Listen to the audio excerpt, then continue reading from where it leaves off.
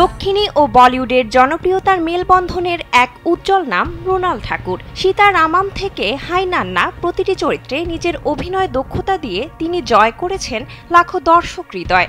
কিন্তু সাম্প্রতিক সময়ে অভিনয়ের বাইরে আরও এক কারণে শিরোনামে উঠে আসেন এই নায়িকা। তিনি নাকি তামিল সুপারস্টার ধানুষের সঙ্গে প্রেম করছেন।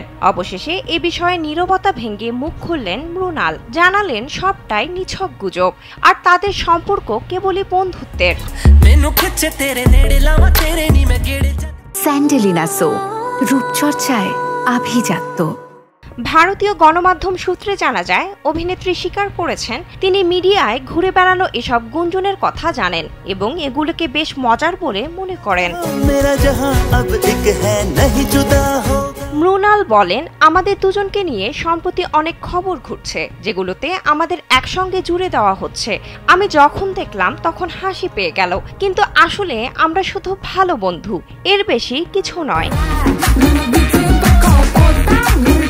এদিকে অজয় দেবগনের বিপরীতে সন অফ সর্দার 2-তে ঝলমলে উপস্থিতি কারে মৃণাল ঠাকুর। এই সিনেমার প্রিমিয়ারে ধানুষের উপস্থিতি নিয়ে মৃণাল আরও বলেন, কেউ যেন ভুল বুঝবেন না, অজয় দেবগনের আমন্ত্রণেই ধানুষ অনুষ্ঠানে গিয়েছিলেন।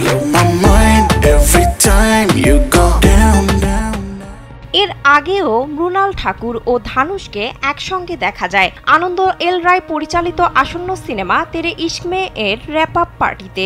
পরে সন অফ সর্দার 2 এর প্রিমিয়ারে ধানুষকে মৃণালের হাত ধরে থাকা অবস্থায় দেখা যায়, যা ভাইরাল হয় সামাজিক মাধ্যমে। এসব ঘটনার পর অভিনেত্রী যখন ধানুষের বোনদের ইনস্টাগ্রামে ফলো করতে শুরু করেন, তখন থেকেই নেট দুনিয়া নতুন করে উস্কে দেয় তাদের প্রেমের গুঞ্জনকে।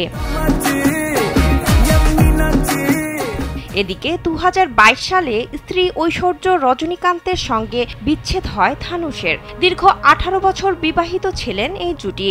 এই বিচ্ছেদের পরই প্রেম গুঞ্জনে এসেছেন এই অভিনেতা। বিনোদন ডেস্ক, কালবেলা।